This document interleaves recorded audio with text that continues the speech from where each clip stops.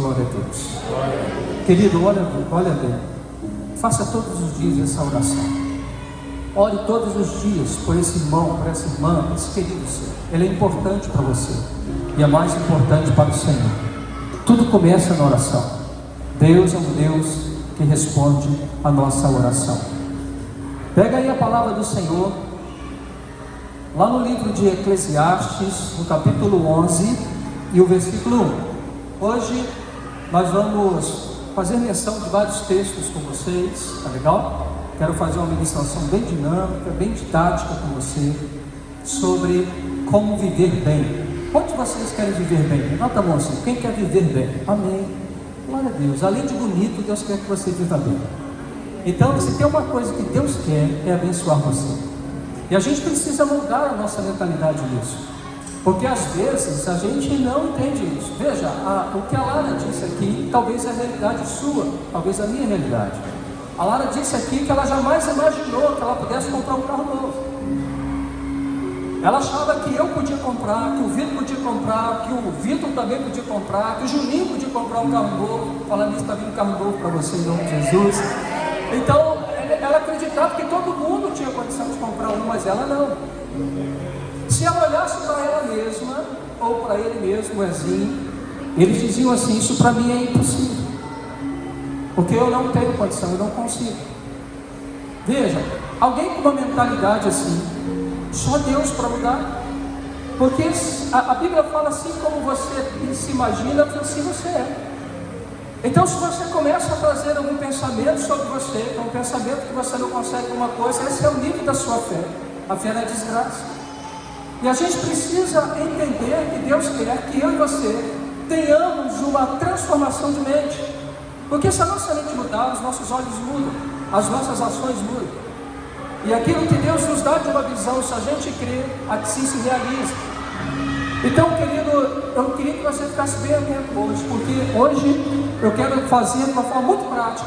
E se você tiver uma caneta, se você tiver um bloco de notas aí, anote isso, né? Para que você possa meditar nisso durante a semana e aplicar alguns princípios que eu vou dividir com você agora.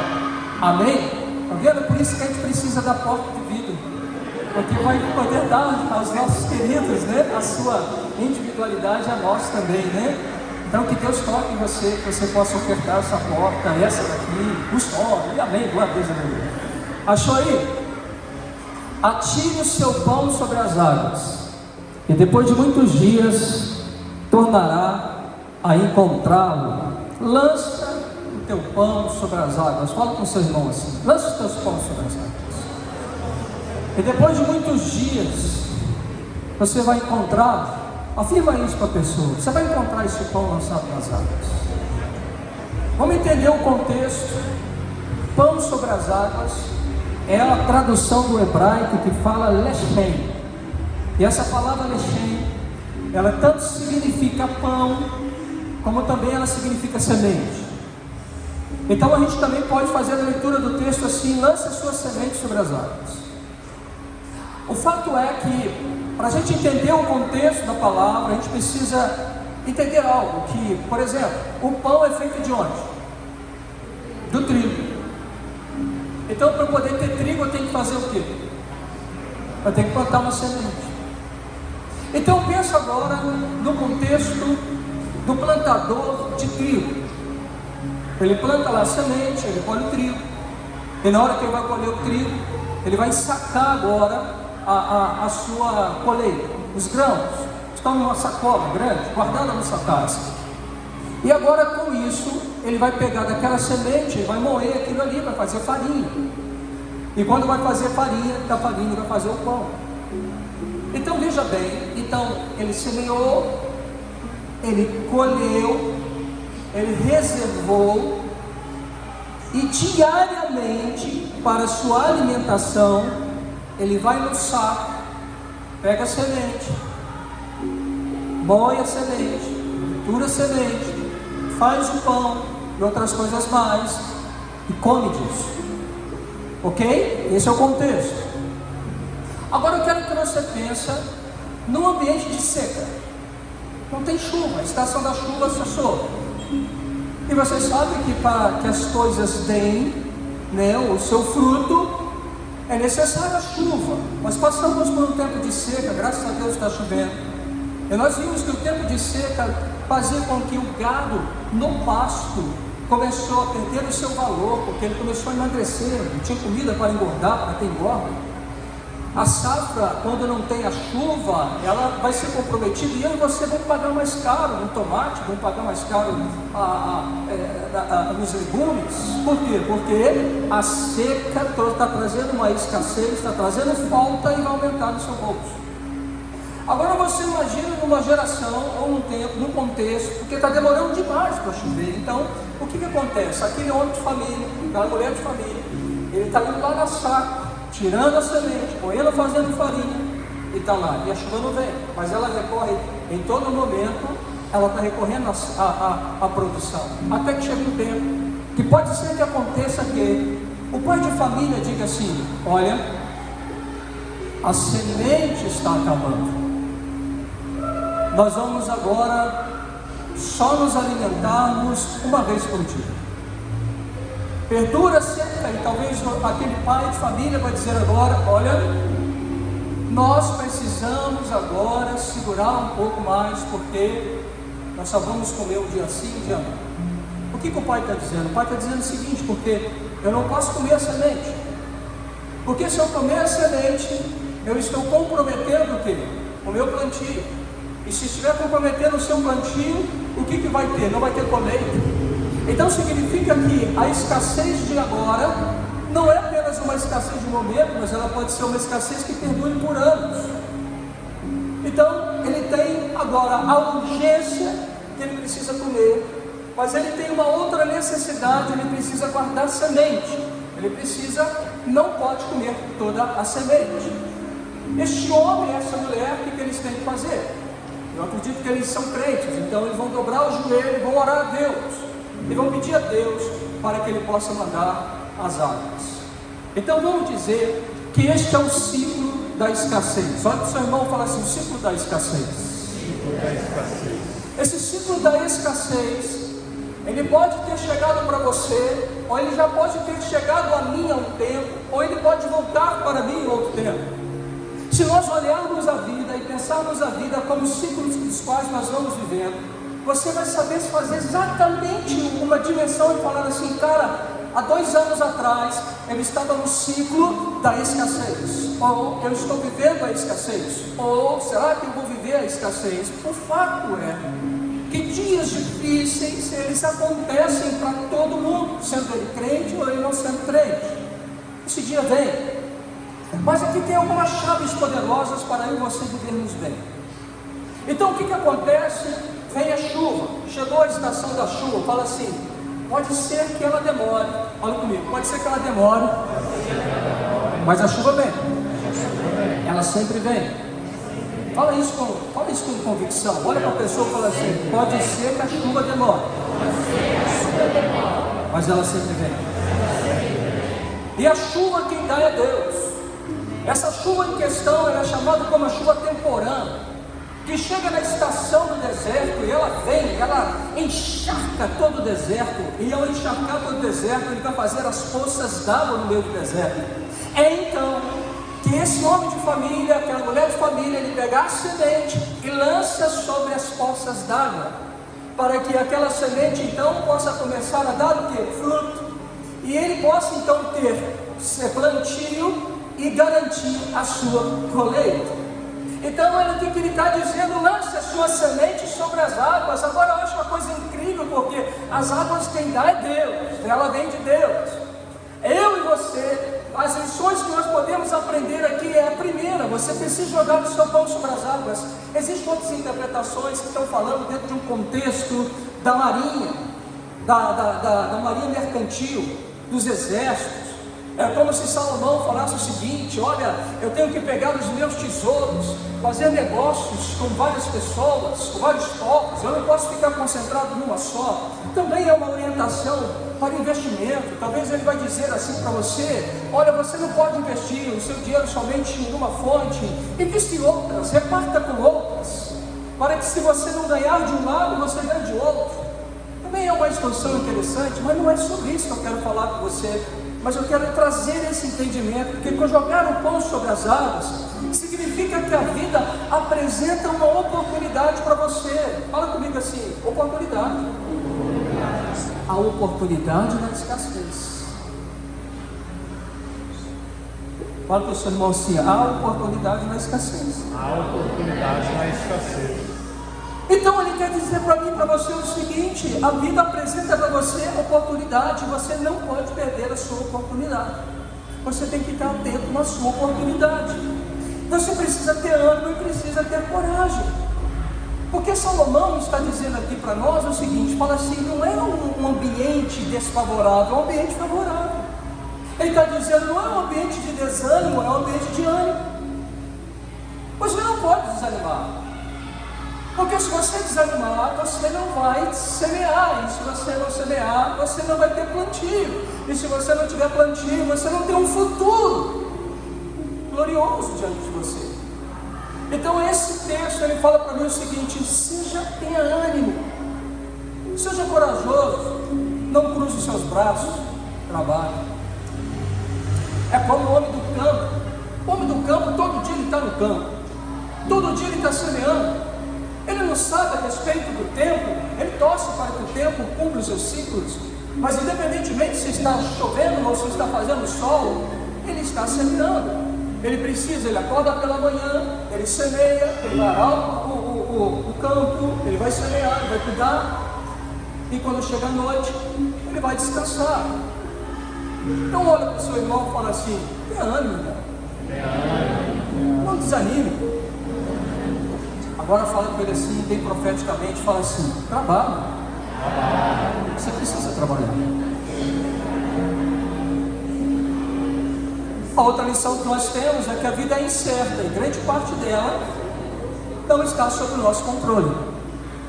Você sabia disso, que a vida não está no seu controle? Sabia ou não sabia? Sabe ou não sabe? Sim. Então, você não tem um controle da vida. Não é você que controla a vida. Não sei como é que você recebe isso. Mas a Bíblia está falando com a gente que a disposição minha e sua é uma disposição de gratidão, de generosidade. Deus está ensinando alguns princípios de multiplicação, que é a multiplicação pela generosidade. À medida que você reparte com alguém, isso é um ciclo que vai gerando abundância sobre você. Então, se você quer ser alguém abençoado, aprende a ser alguém generoso. Se você quer ser alguém onde Deus abre os campos, Deus abre sobre a sua cabeça um tempo de muita prosperidade, aprenda a ser generoso. Não retenha nada, libere.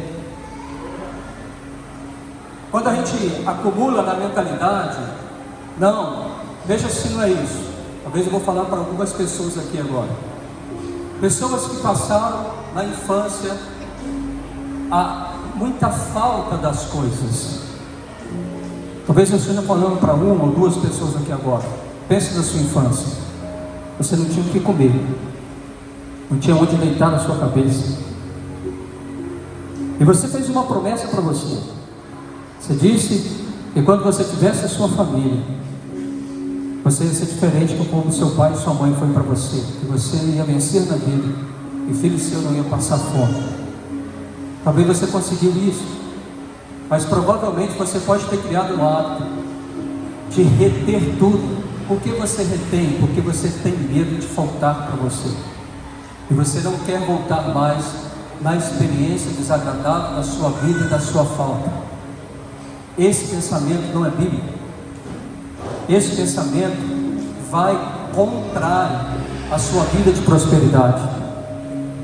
Você pode acumular muitos bens e ser uma pessoa extremamente miserável.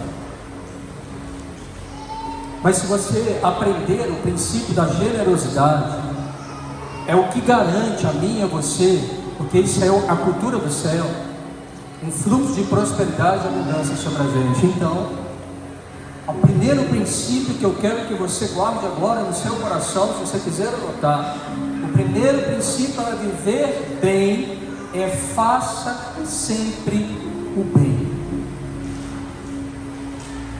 Ok? Fala comigo: faça sempre o bem. Faça como se estivesse fazendo para Deus, para o Senhor. Porque se nós fazemos para o Senhor, nós semeamos na palavra de Deus. E se nós semeamos na palavra de Deus, então a palavra de Deus passa a ser a fonte geradora.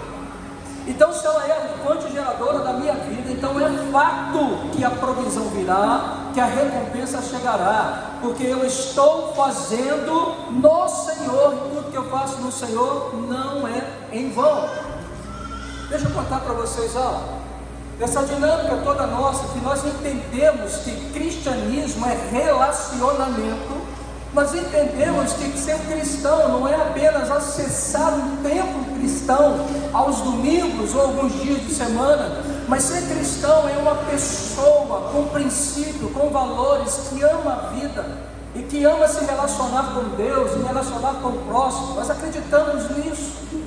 Nós acreditamos, por isso a Lara e o Ezinho e a Lara disseram: vocês acreditaram, vocês semearam, vocês puxaram a orelha, vocês nos abraçaram, vocês choraram conosco, mas agora nós estamos sorrindo com eles. Nós acreditamos nesse Evangelho.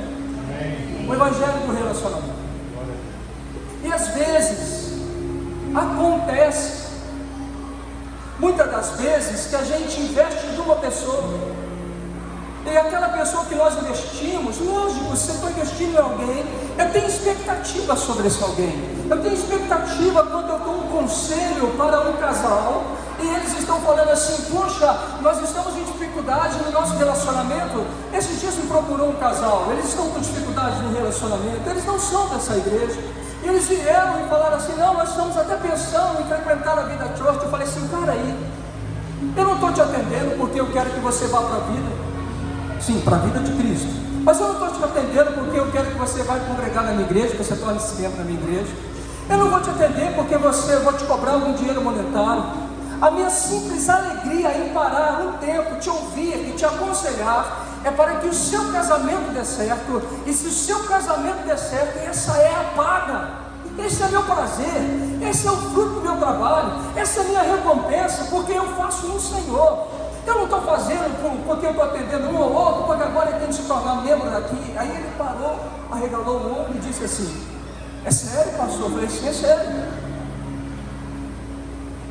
Então nós vamos atender eles. Então qual a minha expectativa quando alguém que está passando por uma dificuldade? O tempo da crise, chegou o tempo da crise do casamento, pronto, chegou. E ele está dizendo: eu quero ajuda. Ok, estou aqui, posso te ajudar, vamos caminhar. Então a minha expectativa é que ele passe do tempo da crise e passe para o tempo da colheita de abundância. Aleluia. Mas às vezes isso não acontece. Às vezes a gente aconselha, às vezes a gente atende as pessoas tarde da noite, às vezes a gente deixa de tirar um feriado, às vezes a gente deixa de fazer algo para poder tomar um café, para ministrar o coração de alguém, e até mesmo às vezes a pessoa fala mal da gente, ou essa pessoa sai, abandona, volta para a sua vida pregressa. Mas sabe uma coisa que eu tenho visto e aprendido? Nada é igual. Não é uma, nem duas, ou nem três pessoas, e com o passar dos anos, ela lembra de alguém que ouviu, que estendeu a mão, que a amou. Então essa pessoa volta, e ela fala assim: puxa vida, você me recebe de novo. A gente diz: sim, vamos caminhar de novo. Vamos caminhar de novo. Porque eu faço isso. Eu faço na expectativa de Deus. E a gente tem visto que nós deixamos um testemunho como um testemunho de um fruto. Nós estamos nessa cidade de Muriaé há mais de 14 anos, 15 a 16 anos. E por mais que algumas pessoas falem de nós, não gostem de nós, isso é normal, tranquilo. Quem está perdendo são essas pessoas. Porque eu sou gente boa. É verdade, eu sou legal. E aí o que acontece? Eu não tenho como, irmão, dizer o que eles vão dizer, eu não vou dizer a meu respeito, mas eu tenho que ter uma paz em Deus, no meu coração, porque eu sei que tudo que faço no Senhor, para a glória dele. Aleluia. Eu preciso ter essa paz para deitar no travesseiro tranquilo, para também treinar o meu coração, para que mesmo que ele fale mal de mim, mas o dia que bater na minha porta pedindo ajuda, eu estenda a minha mão e o ajude. Amém. Porque isso é serviço. Isso é andar no princípio.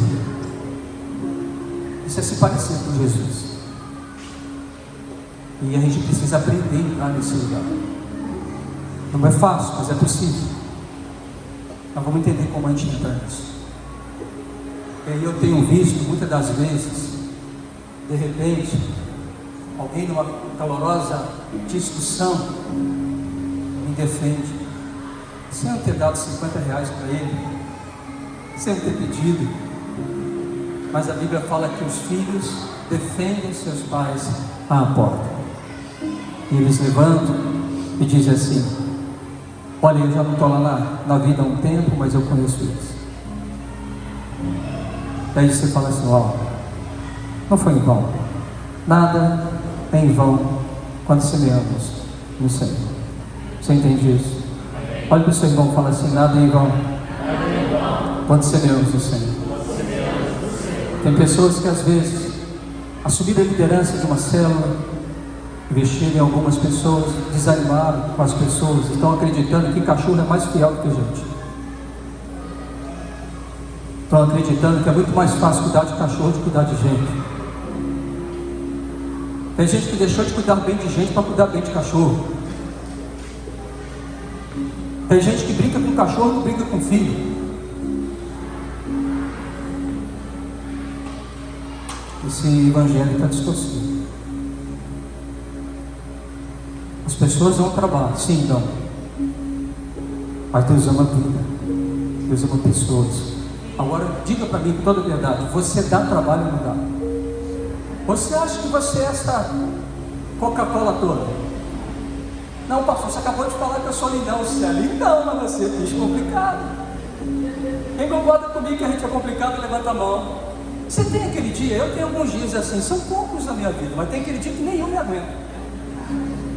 Quem tem aquele dia que você não aguenta você mesmo? Tem aquele dia que a gente olha no espelho, né? A gente olha, isso normalmente acho que acontece mais com as mulheres. Olha no espelho, nada está bem comigo. Aí você coloca uma camisa, ficou bonito, mas está feio. Tira, põe. Rapaz, aquele dia você está fazendo guerra com você. Sim, nós não somos as mulheres não, né? Tem homem aqui assim, que é assim também? Homem? Entrega aí, quem é? Aponta aí. Meu marido, alguém falou aqui meu marido.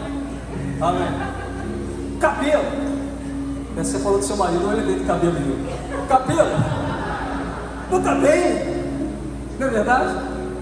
Então a gente é tudo gente normal. A gente é bonito, mas a gente é esquisito. Agora, se Deus tem paciência comigo e com você, você não pode ter paciência com alguém.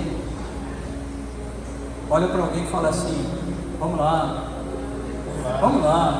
vamos cuidar de alguém. A vida é boa. Deus quer que eu e você tenhamos uma vida abençoada. Fala glória a Deus. Para viver um propósito, uma vida boa, nós precisamos aprender como viver bem. E eu quero ensinar você, e quero aprender também como viver bem. Então vamos lá. Essa receita de bolo tem 9 dicas importantes para você. Então veja bem, a primeira: não torneis a ninguém mal por mal. Sabe aquele irmãozinho que você tem vontade de matá-lo? Quem tem alguém que tem vontade de matá-lo? Só não mata porque sabe que vai complicar para você, mas vontade tem. Levanta a mão assim. Olha, levantar a mão. Você fazer igual isso no mano, né? Então, se você não é você, você conhece alguém que tem vontade de matar alguém. Cutuca aí, quem conhece alguém que tem vontade de matar alguém? Ok. Não vou matar, pastor, mas eu quero me vingar. Não vou matar, vou me vingar. Eu quero ver aquele irmão e aquela irmã dar ruim ali. E quando ele dá ruim, você é crente, por dentro você está assim, aleluia, glória. Aí você fica assim, comedido na frente dos irmãos. né? Sim ou não? Olha o que a Bíblia fala. Ele diz para mim e para você em Romanos 12, se você colocar ali, John, Romanos 12, de 17 a 21, ele fala assim: esforçai-vos por fazer o bem perante todos os homens. Então a palavra começa com esforçai-vos. Então se começa com esforçai-vos, significa que o negócio é difícil. Significa que a nossa vontade é de não fazer o bem, Jonas.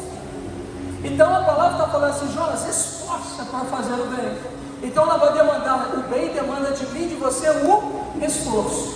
Então ele fala assim: esforço para fazer o bem diante de todos os homens, se possível, quando depender de vós, tende paz com todos os homens. Não vos vingue a vós mesmos, amados, mas dai lugar à ira, porque está escrito: a mim me pertence a vingança, eu é que retribuirei, diz o Senhor. Então quem que vai retribuir? É você, Deus? É Deus.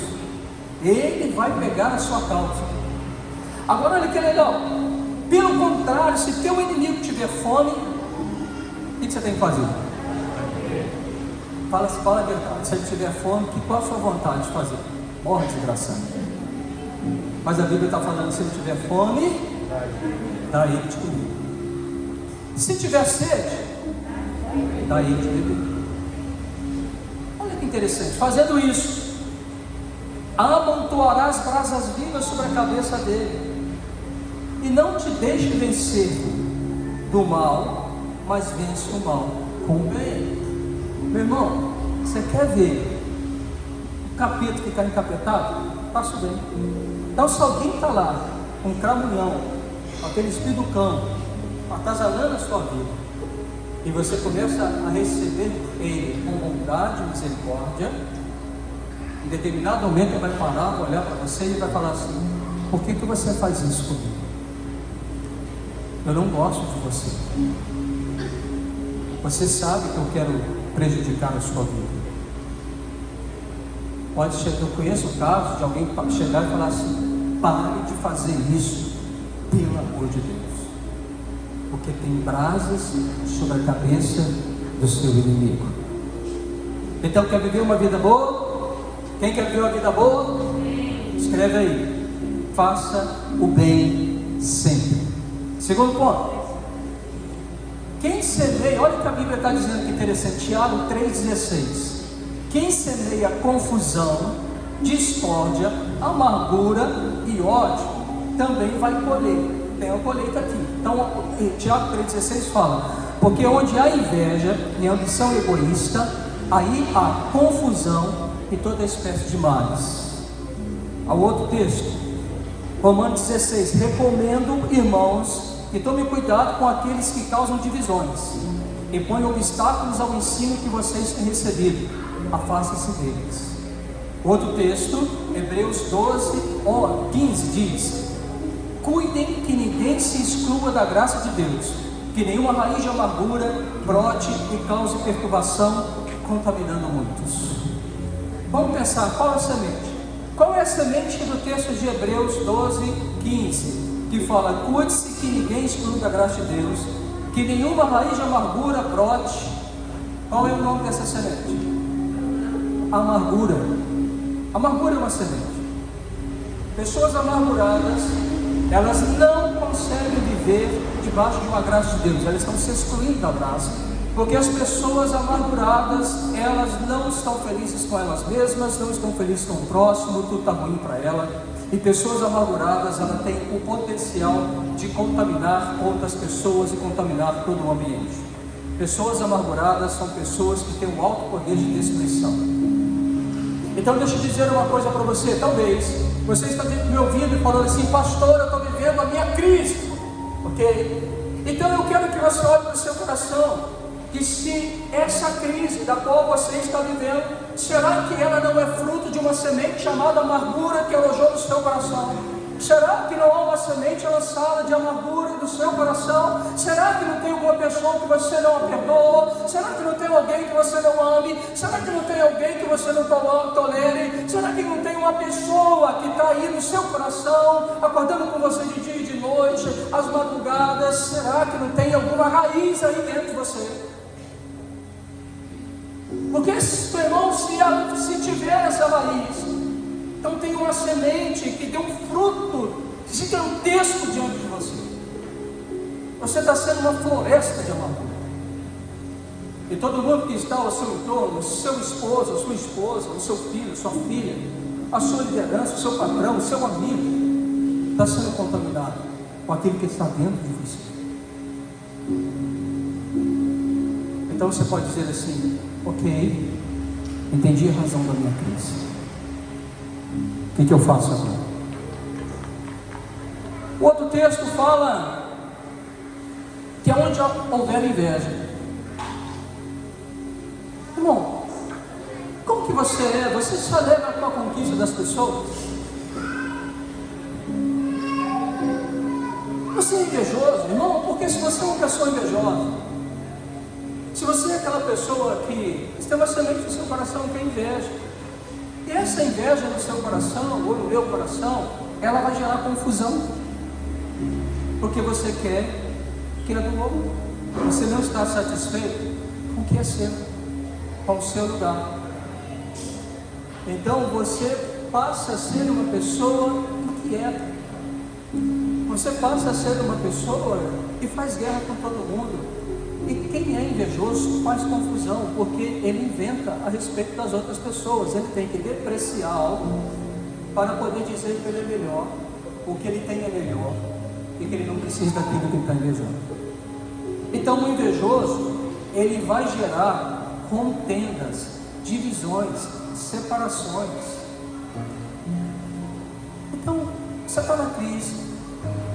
Talvez essa crise que você está, porque você está descontente dentro de você, e você está invejando algumas coisas.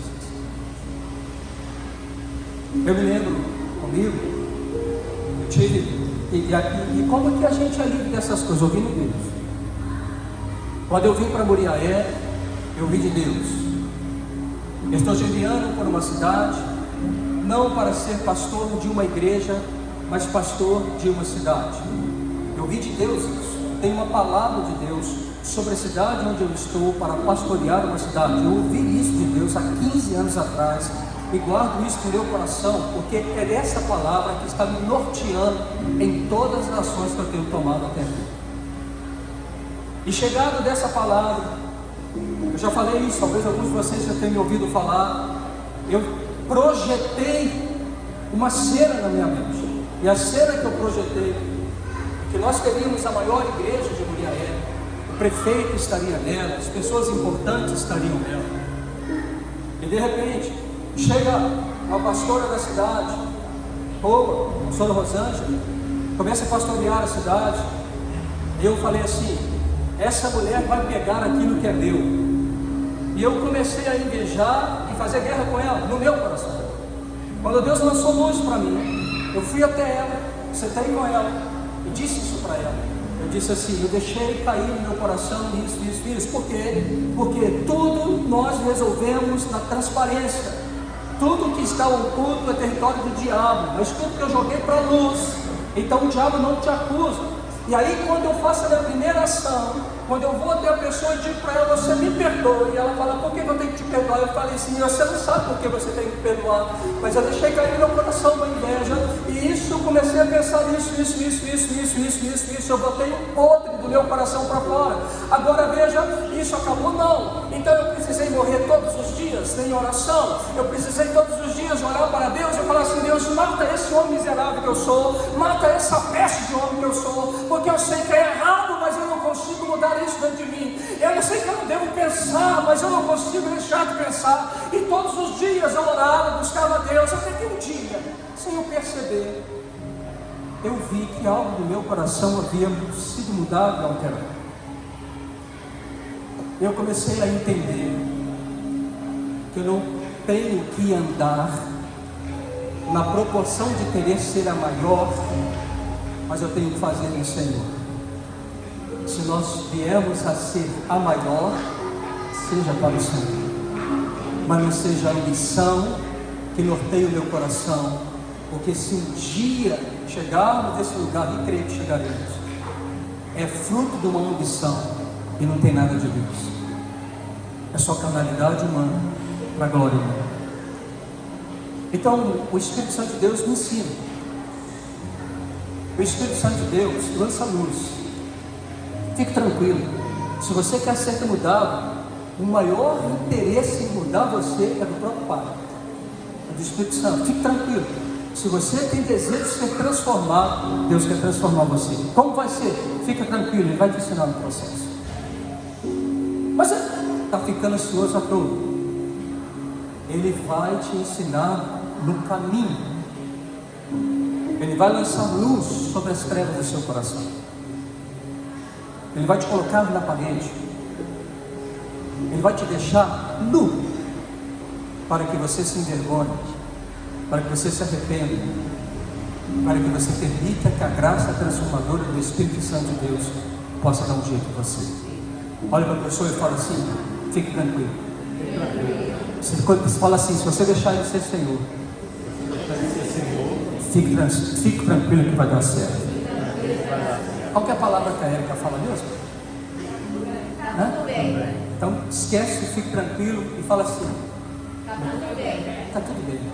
Fala assim: está tudo bem. Vamos lá. Outra semeadura. Mas quando nós semeamos no Senhor, a colheita é sempre de vida e prosperidade. Todo plantio vai obedecer o tempo correto da colheita. Aí olha o que fala o Salmo 126, 5, 6. Os que com lágrimas semeiam, com júbilo, quem sai andando e chorando enquanto semeia, voltará com júbilo, trazendo seus peixes. Cara, que perdendo isso. Qual a estação que esse semeador está vivendo? Qual a estação? Qual? De quê? De escassez. Está difícil a vida para ele. Está difícil para esse cara aqui. Está difícil para esse semeador. Ele está chorando. Mas o que ele está fazendo? Ele está fazendo o quê? Semeando. Fala assim com o seu irmão: você precisa semear sempre.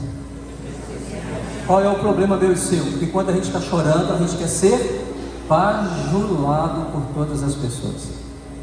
Quando a gente está chorando, a gente está querendo ser mimado. Quando a gente está chorando, a gente está querendo que alguém resolva o nosso processo. Quando a gente está chorando, nós estamos na autopiedade e queremos que as pessoas tenham piedade de nós. O que esse homem está fazendo? Ele está chorando, ele está fazendo o quê? Isso, semeando. Ele está com autopiedade? Ele está mimado? Está difícil para ele? Mas o que ele está fazendo? O que ele está fazendo? Por que ele semeia? Porque ele sabe que se aquilo que ele semeia, ele pode. Ele sabe que se ele semear o bem, quando todo mundo está falando mal dele, ele sabe que quando ele orar pelos seus inimigos, quando todo mundo está falando mal dele, mesmo que ele esteja com ódio no coração, mas ele começa a orar: Senhor, abençoa, Senhor, frutifica, Senhor, libera a bênção, Senhor, faça isso, porque Deus disse para nós orarmos pelos nossos inimigos. Então quando ele está orando, ele está semeando, ele está dizendo: Deus, eu estou sofrendo, mas eu acredito na tua palavra, e eu abençoo esse povo, eu abençoo esse irmão, eu chamo a bênção sobre ele. De repente vem uma estação, de repente o céu abre, de repente as coisas mudam, e de repente você começa a ter prosperidade e bênção. E aí você já não chora mais, você se alegra. E olha só que legal, porque a sua alegria é testemunho para Cristo, porque agora você prospera com os peixes abundantes na sua mão. Mas por quê? Porque você não deixou de semear corretamente. Olha para o seu irmão e fala assim: semeia chorando, irmão, mas semeia. Olha para o seu irmão e fala assim: quer abraço? Vai trabalhar. Está querendo, fala com ele assim: está querendo, fala com ele assim: se você você tiver intimidade, pega na bochecha desse fofão, amor. Se você tiver intimidade, pega na bochecha do fofão. Você está querendo que alguém pega você e fale assim, oh, que bonitinho.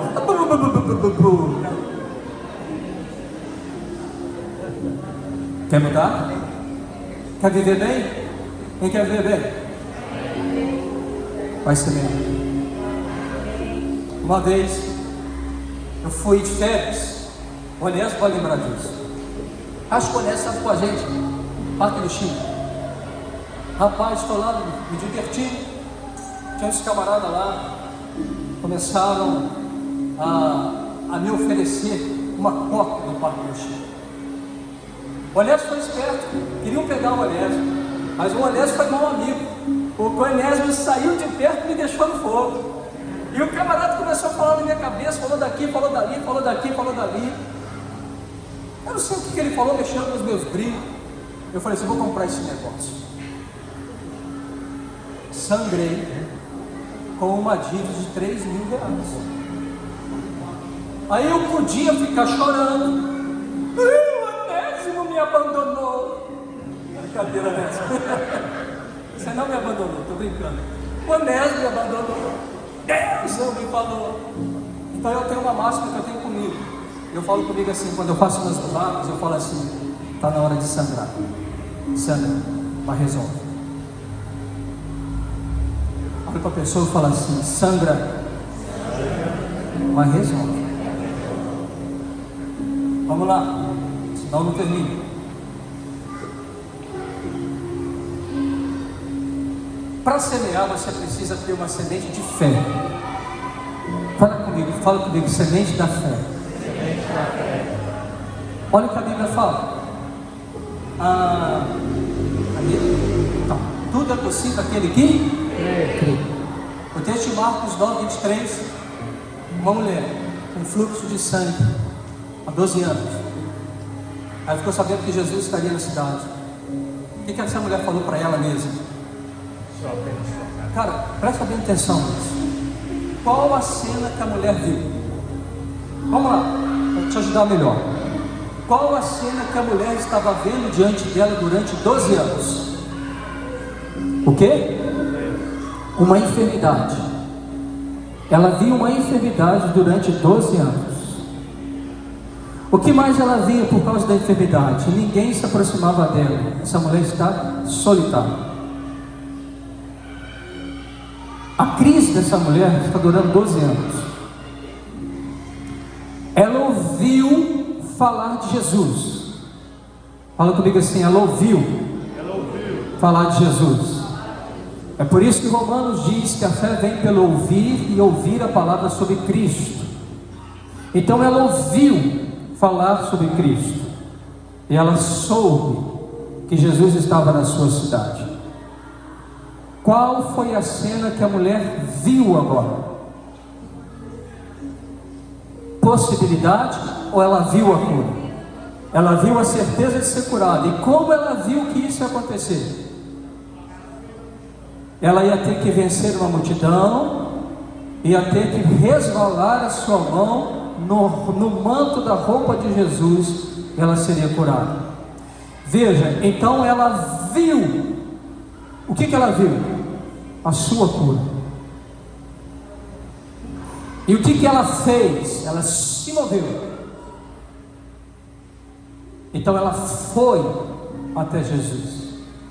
E ela tocou na orla das vestes de Jesus. E quando ela tocou nas orlas da veste de Jesus, o que aconteceu? Ela foi curada. E Jesus pergunta: quem me tocou? E o pessoal fala: mestre, estamos no meio de uma multidão, todo mundo toca isso aí. Mas ele diz: alguém me tocou por fé. Todas as pessoas da multidão não tocavam em Jesus com fé, talvez por curiosidade, mas a mulher tocou em fé. Por que eu sei disso? Porque Jesus olha para aquela mulher e fala assim: vai-te em paz, porque a sua fé te curou.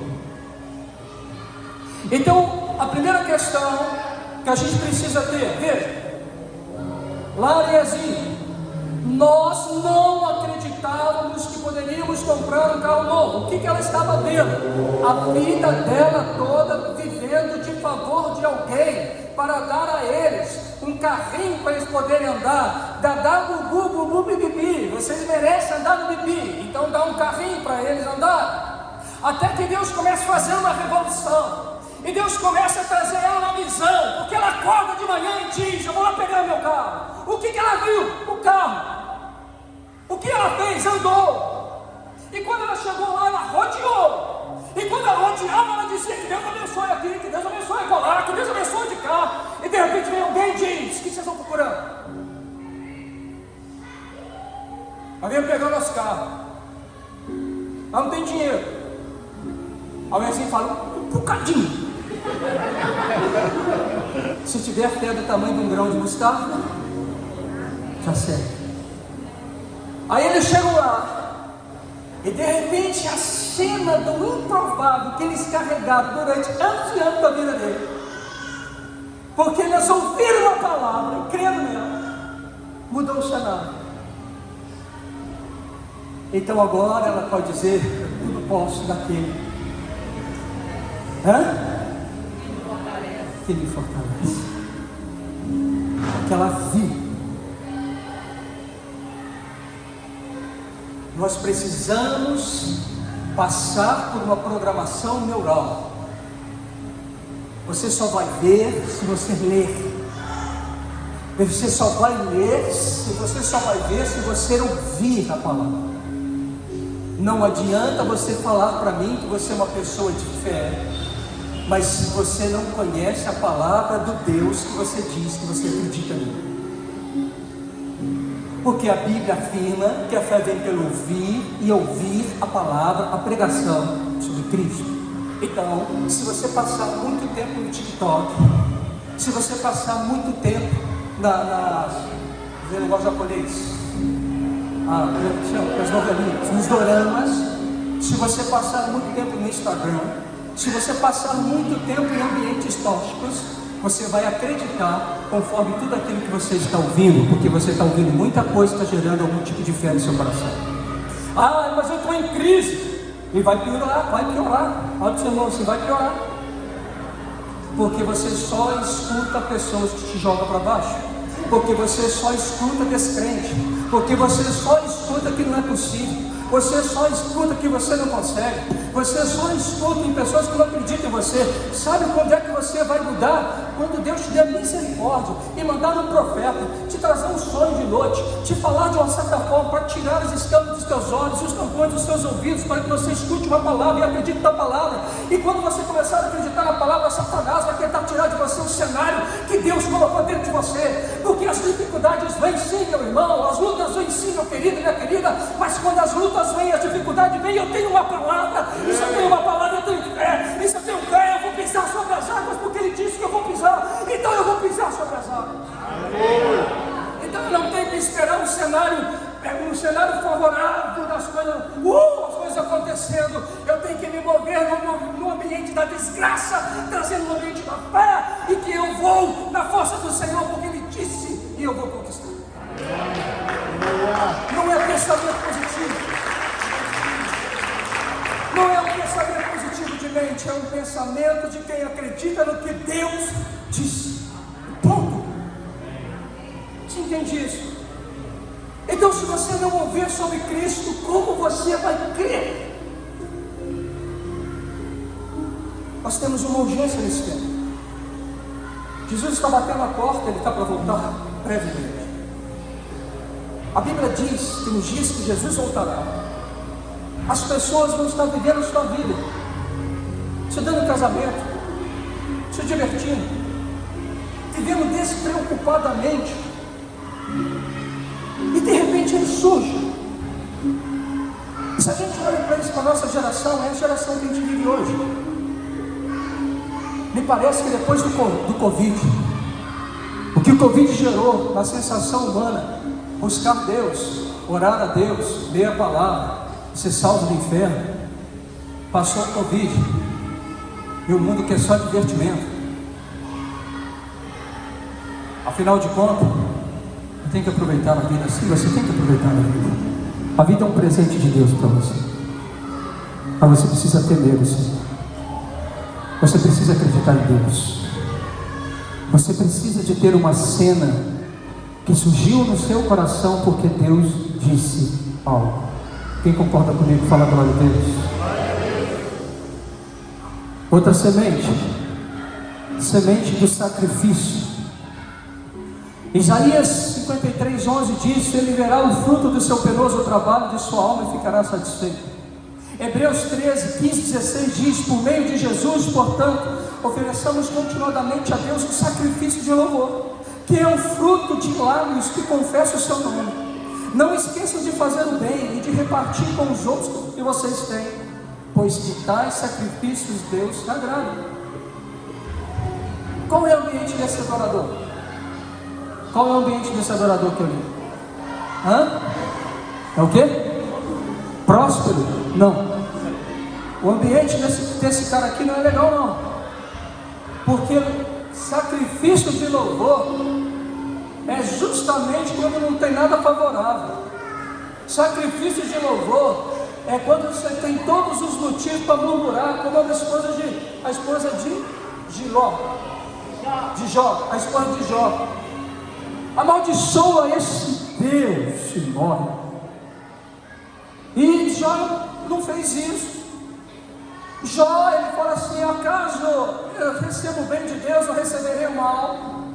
Então o que ele quis dizer? Ele não deu nenhuma razão para o Satanás, mas ele aceitou o processo de Deus na vida dele. E esse homem foi adorando. Irmão, deixa eu dizer uma coisa: você sabe quando é que você fraqueja, eu e você fraquejamos? Você sabe quando eu e você vamos desistir? Você sabe quando eu e você vamos desistir de uma família? Você sabe que quando eu e você vamos desistir de um trabalho, de um ministério? Você sabe quando eu e você vamos desistir de um filho? Você sabe quando eu e você vamos desistir de um sonho? Você sabe quando é que isso vai acontecer? Quando um ambiente desfavorável chegar até você, te colocar no seu coração um pensamento de descrença.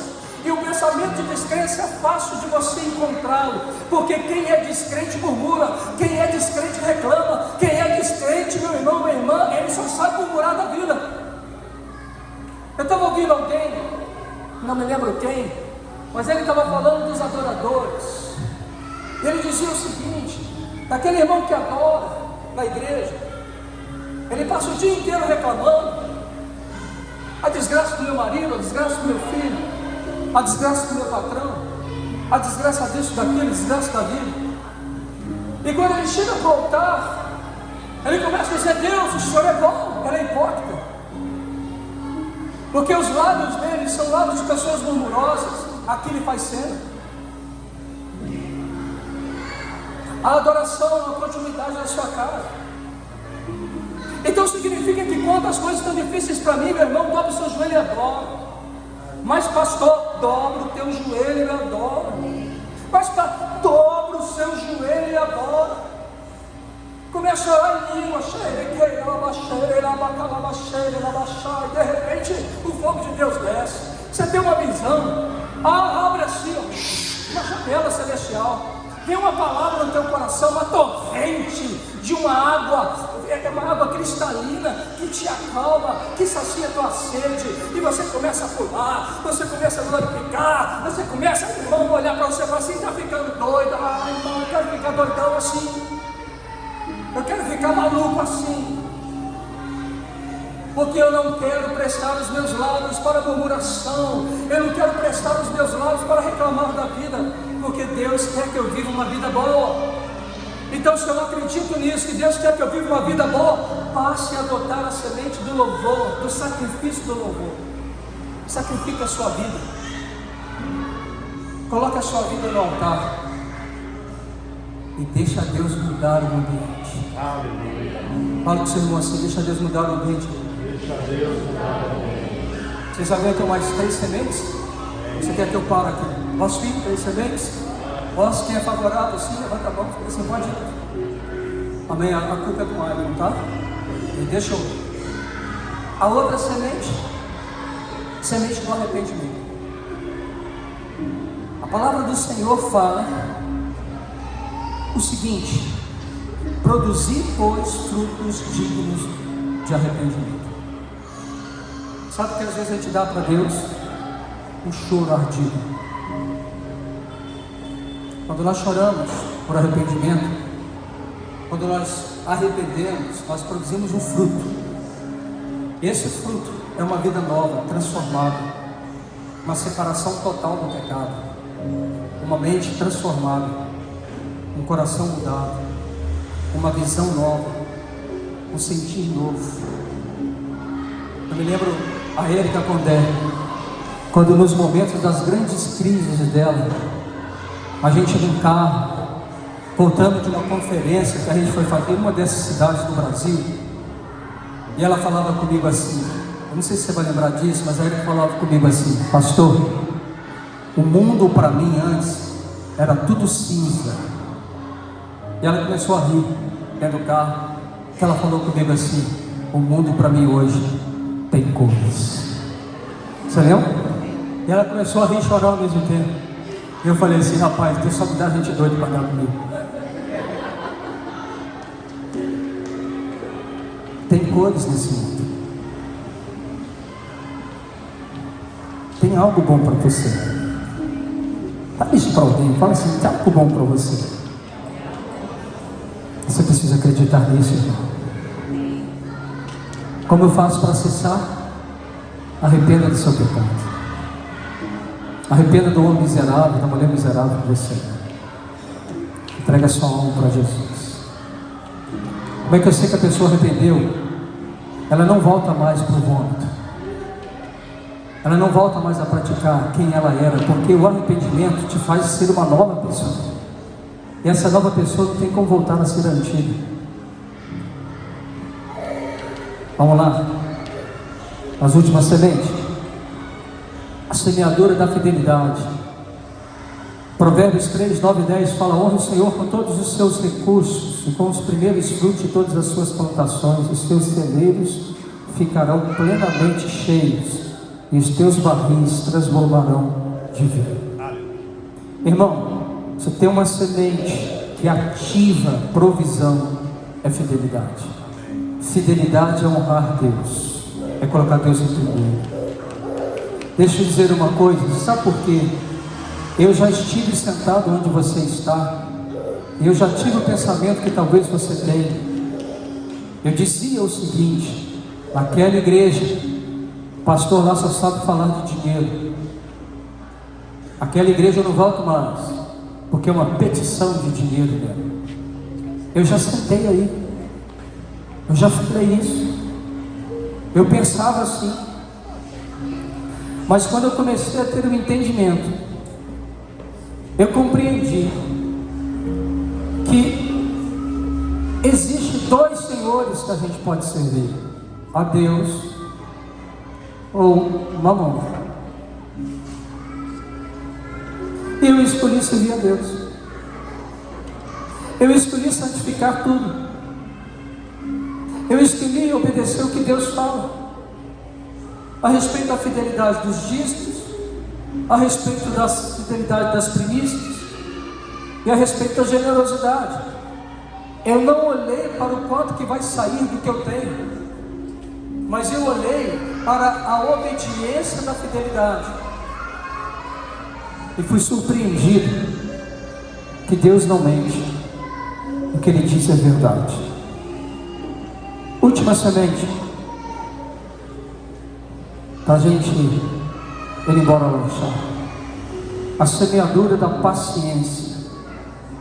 Espere no Senhor, seja forte, coragem, espera no Senhor. Salmo 27, Salmo 22, versículo 14. Escutei uma ministração do JB esses dias. Ele dizia assim: deixa o mundo dar uma volta. Fala para a pessoa do seu lado, fala assim: espera no Senhor, tenha coragem, espera no Senhor. A paciência é um fruto de quem espera no Senhor, e porque ele espera no Senhor, ele vai colher no Senhor. Quantos anos que você recebeu uma palavra sobre isso? 10 anos. Esperei com paciência do Senhor. Depois de 10 anos, Deus a fez lembrar de uma palavra dita ao seu coração. Espere no Senhor. Lucas diz que a palavra semeada, quando ela dá fruto que é fruto da perseverança. Eu quero encerrar com você, para orar com você, dizendo: vale a pena servir Jesus todos os dias. Vale a pena perseverar na sua palavra todos os dias. Vale a pena louvá-lo todos os dias. Vale a pena acreditar nele todos os dias. Se te faltar a perseverança da fé, te faltará tudo, porque você não semeará no Senhor mais. Mas se você for um homem ou mulher perseverante no Senhor, você vai colher. Só que a palavra diz que essa paciência, ela é encontrada em pessoas corajosas, em pessoas de ânimo, em pessoas de coragem. Jonas, você entendeu isso? Quem quer viver bem aqui? Deixa eu ver, levanta a mão quem quer viver bem. Você pode ficar em pé. Eu pedi o Jonas para entoar uma canção para a gente. Eu queria chamar você para que você pudesse expressar aquilo que você recebeu hoje, a palavra que veio ao seu encontro. Eu não sei, eu não imagino a situação pela qual você está passando, mas eu acredito que se você veio hoje nesse lugar, é porque Deus queria falar isso com você. Feche seus olhos. Aonde você não está vivendo bem? Pode ser que financeiramente você esteja bem. Então, dinheiro não é o seu problema. Mas pode ser que você está solitário, não tem alguém para compartilhar a sua vida. Pode ser que a sua família está se perdendo, seu ministério, seus sonhos acabaram. Aonde é, meu irmão, que você não está vivendo bem? Existe essa área? Vamos permitir que o Espírito Santo possa fazer uma revista no nosso coração. Peça o Espírito Santo para te mostrar. Espírito Santo, eu quero pedir algo a você. Torna claro. Torna claro. Dê um diagnóstico. Fale a nosso respeito. Dê o diagnóstico. Porque nós não estamos vivendo bem. Aonde nós estamos errando? O que nós estamos, Senhor Deus, nos movendo em descrença? O Espírito Santo deu o diagnóstico, mas deu uma visão. Deu uma visão. Abre uma cena diante dos olhos deles, para que eles possam ver o que o Senhor já vê todos os dias quando você olha para nós, para que eles contemplem aquilo que é a sua verdade a respeito da vida deles, da família deles, do futuro deles, dos ministérios deles, do trabalho deles. Abre, Espírito Santo de Deus, essa janela, abre essa visão, por favor, deixa eles verem, deixa eles verem, em nome de Jesus. Olha a Deus enquanto nós entoamos uma canção.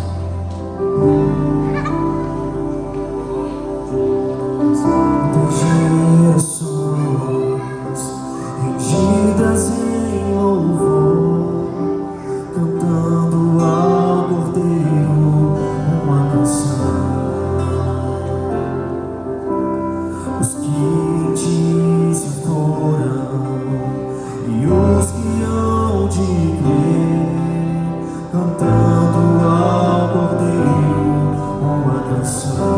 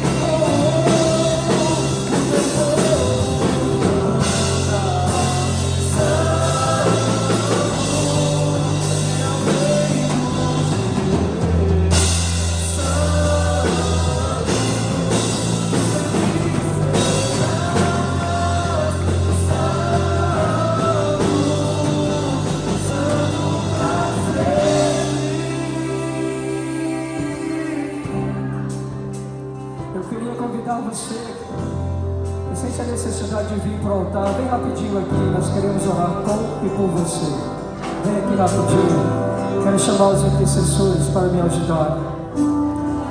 Você que não tem uma visão muito clara sobre você, você que desistiu de sonhar, você que está na luta, está na peleja, você que precisa de uma direção, você que não sabe se vai para a direita ou se vai para a esquerda, não consegue discernir entre a mão direita e a mão esquerda.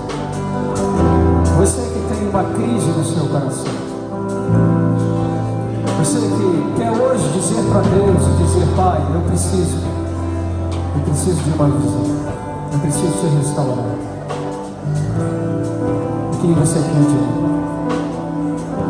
O que você quer de mim? O que você quer de mim? Eu sinto no meu espírito que neste lugar tem algumas pessoas que estão recebendo o toque do Espírito dentro de você. Você percebe que Deus está te chamando para algo, mas você não sabe para onde, o que. Existem algumas pessoas aqui, nesse lugar, dessa forma. O Espírito Santo de Deus está te incomodando. E talvez você precisa fazer essa oração. O que você quer de mim? O que você espera de mim? Talvez há um fogo dentro de você, há uma chama dentro de você. Você ama Deus, você quer servir Deus, mas você não sabe como fazer. Esses dias, uma criança disse para mim, e me perguntou: como eu consigo ouvir Deus? Talvez você nunca ouviu Deus, e você quer ouvir Deus. Venha para o altar. Venha para o altar. Nós ativamos da sua vida, do seu coração, do seu ministério. Nós ativamos uma palavra de revelação profética. Nós tocamos os teus olhos, que as escamas que foram postas nos teus olhos sejam caídas agora. Nós retiramos as palavras contrárias que foram ditas ao seu ouvido, setas que entraram e paralisaram o seu sentimento, que roubaram o seu futuro. Na autoridade do nome de Jesus, nós estamos retirando da sua vida essas palavras que até hoje te trancavam e que te paralisavam. Na autoridade do nome de Jesus, nós ligamos o ambiente profético, o ambiente das revelações. Nós ligamos sobre você o ambiente de uma visão, sim, uma visão, uma cena que vai se abrir diante dos teus olhos, o futuro que o Senhor vai te mostrar. Nós ligamos essa visão agora. O Espírito Santo libera a visão, mostra a eles o futuro glorioso. Mostra para eles o que o Senhor tem para eles. Mostra para eles onde o Senhor quer colocá-los. Mostra para eles o quanto você ama eles, o quanto eles são importantes. Mostra o Espírito Santo.